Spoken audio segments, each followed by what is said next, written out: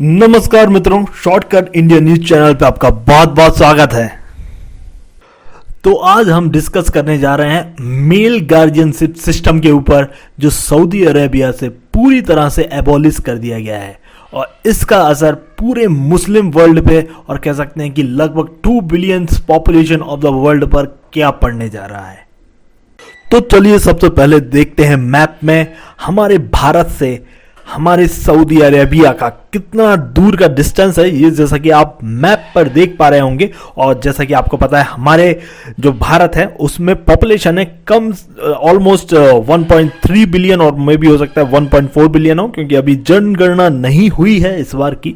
लेकिन जो Saudi Arabia की पॉपुलेशन है वो है लगभग 3 करोड़ या 3 करोड़ से ज़्यादा, 3.5 करोड़। ठीक है, तो वहाँ पर महिलाएं भी आधी होंगी लगभग, यानी कि 1.5 करोड़ से ज़्यादा महिलाओं का सवाल है, जिनको एक्चुअल में एक रूल था या कह सकते हैं सिस्टम था, जिसके तहत अगर वो घर से बाहर जाना चाहती हैं तो उनको एक मेल गार्जियन की ज़रूरत होती थी, जो एक बहुत ही बड़ा ड्रॉबैक था वहाँ की महिलाओं के लिए, क्योंकि कहीं पर भी आपको जाना है तो उसके लिए आपको पहले मेल गार्जियन चाहिए। कुछ भी काम के लिए, इवन आपको ऑपरेशन करवाना है अपना या कोई भी ज़रूरी काम है तो उसके लिए आपको एक मेल गार्जियन की ज़रूरत होती थी। हालांकि आप कहेंगे कि ये मेल गार्जियन होने से क्या प्रॉब्लम है या क्या प्रॉब्लम नहीं है, तो एक्चुअल में ये जो रूल था वो बहुत ही स्ट्रिक्टली वे में लगाया जाता था उनके ऊपर। स्ट्रिक्टली वे में, अब मैं आपको एक एग्जांपल बताता हूँ। वहाँ पर एक स्कूल था जिसके अंदर आग लग रही थी और आग लगने के कारण वहाँ पर जो कह सकते हैं कि वो गर्ल्स स्कूल था और वो गर्ल्स स्कूल में जब आग लग रही थी तो गर्ल्स को कहा गया आप जब तक बाहर नहीं जा सकते जब तक आपका कोई मेल गार्जियन आपके साथ नहीं है। तो ये वजह थी कि इसी वजह से काफ़ी सारी मतलब कह सकते हैं कि गर्ल्स स्टूडेंट मारी गई। ठीक है, तो सबसे बड़ी प्रॉब्लम मतलब इतना ज़्यादा स्ट्रिक्टली वे में ये फॉलो करते हैं। जैसे कि आपने अगर डिक्टेटरशिप मूवी देखी हो जिसमें अलादीन नाम का एक कैरेक्टर होता है, वो भी ऐसे ही रूल फॉलोज करने के चक्कर में काफ़ी चीज़ें गलत करता है। और तो यही चीज़ होती है जब अगर आप रूल बिना दिमाग के यूज़ करें। तो ये बातें थी, कुछ प्रॉब्लम्स थी जिनको आई थिंक अगर ये पूरी तरह से रूल एबोलिश हो जाता है लाइक मेल गार्जियनशिप का, तो इससे काफ़ी चीज़ें प्रॉब्लम सॉल्व हो जाएंगी। और इसके साथ ही साथ कह सकते हैं कि मुस्लिम वर्ल्ड जो है उस पर भी काफ़ी अच्छा प्रभाव पड़ेगा, क्योंकि अभी तक हम देख रहे हैं कि पूरे वर्ल्ड में सऊदी अरेबिया जो है, हालांकि आप कह सकते हैं कि वहाँ पर बहुत ही कम पॉपुलेशन है मुस्लिम, मतलब मुस्लिम पॉपुलेशन 100% मुस्लिम है लगभग, लेकिन इवन वहाँ पर जो बाहर की कंट्री के लोग आए हैं वो भी काफ़ी पॉपुलेशन है। लेकिन फिर भी सबसे ज़्यादा अगर मुस्लिम वर्ल्ड में किसी को कह सकते हैं कि अपने गार्जियनशिप के तौर से देखा जाता है वो सऊदी अरेबिया को देखा जाता है, क्योंकि सभी को पता है कि हमारे जो हजरत मोहम्मद सल्लल्लाहु अलैहि वसल्लम उनका जो जन्म है वो वहीं हुआ था, मतलब वहाँ से ही उन्होंने इस्लाम धर्म का प्रचार किया और इस्लाम धर्म वहाँ से ही आया।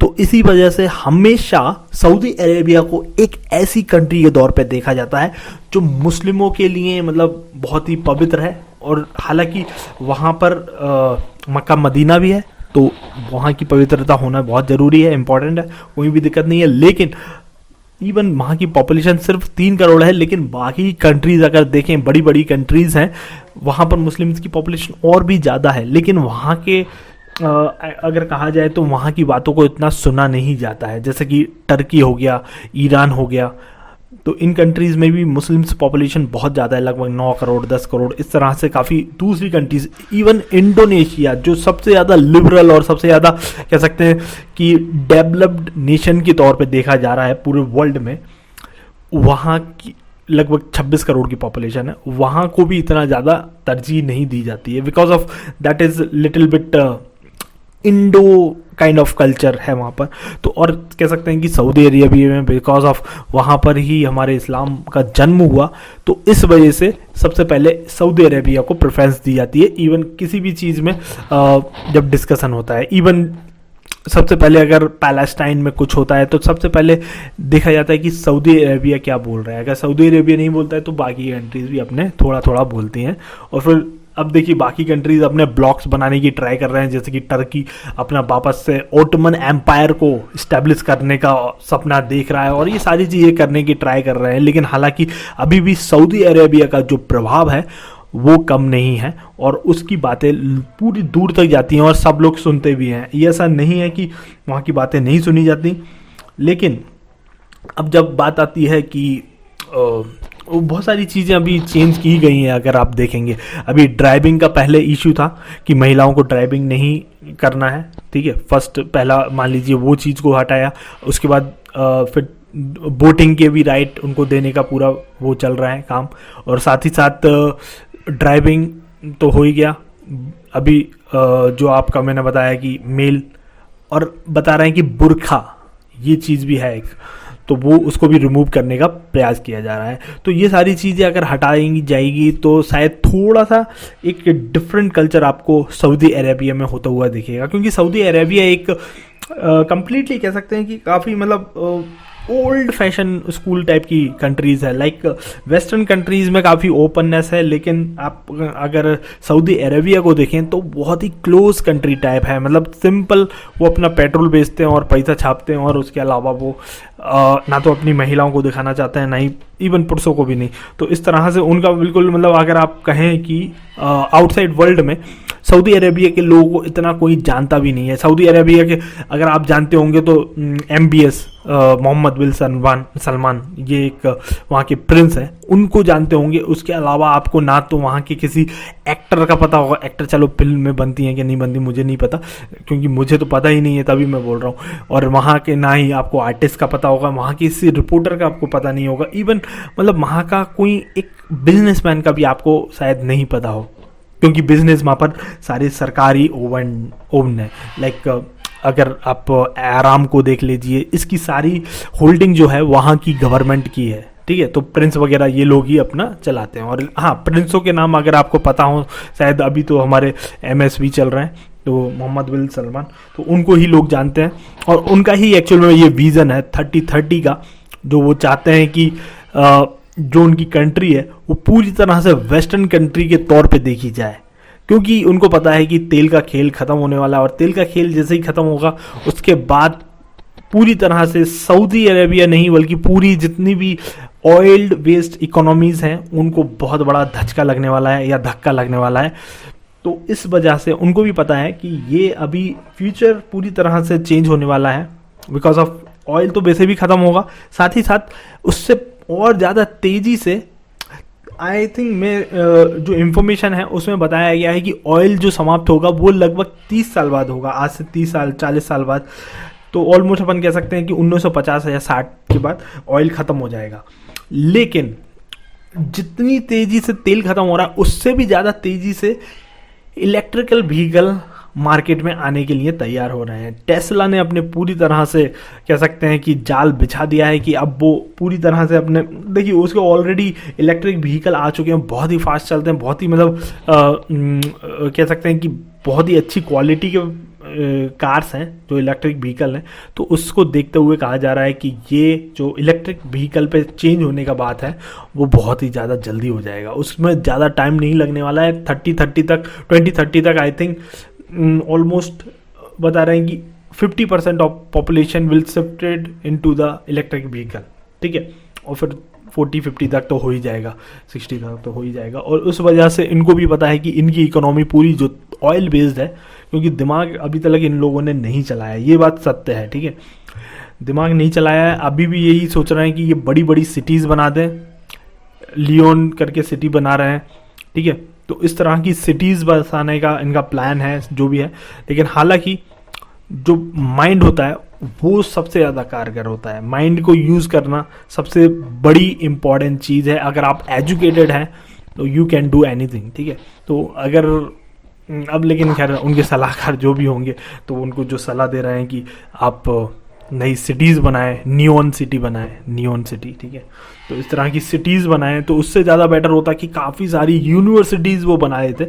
लेकिन उनके जो भी सलाहकार हैं उन्होंने जो भी सलाह दी है तो मैं तो इतना बड़ा नहीं हूँ मैं सलाह दूँ, लेकिन हाँ, लेकिन जैसे कि आपको पता होगा इंडिया के अंदर जब हमारी आज़ादी हुई उसके बाद से सबसे इम्पोर्टेंट काम हमने किया वो IITs NITs और ये सारे कॉलेजेस AIIMS वगैरह ये सारे इस्टेब्लिश करने का काम किया, जिससे आज हमारी इकोनॉमी पूरे वर्ल्ड में पहचानी जाती है, 3rd largest economy in the world, और very soon we will be become a 1st largest economy in the world हो जाएंगे, क्योंकि बिकॉज ऑफ हमने सबसे ज़्यादा ध्यान दिया अपनी इकोनॉमी पर, उसको बढ़ाने के लिए, और उसको बढ़ाने के लिए सबसे पहला काम एजुकेशन, ठीक है, एजुकेटेड कर दीजिए सब लोगों को, ऑटोमेटिकली धीरे धीरे, हालांकि अभी भी थोड़ी सी एजुकेशन की कमी है, अगर आप छोटे शहर में जाएंगे तो छोटे कॉलेजेस में मतलब पढ़ाई भी नहीं होती है उतना, तो वो प्रॉब्लम्स है, लेकिन आप बड़े शहरों में जैसे कि दिल्ली मुंबई बैंगलोर चेन्नई वगैरह में देखेंगे तो वहाँ पर इतनी अच्छी शानदार यूनिवर्सिटीज़ बनी है, because of that reason people are getting the jobs and people are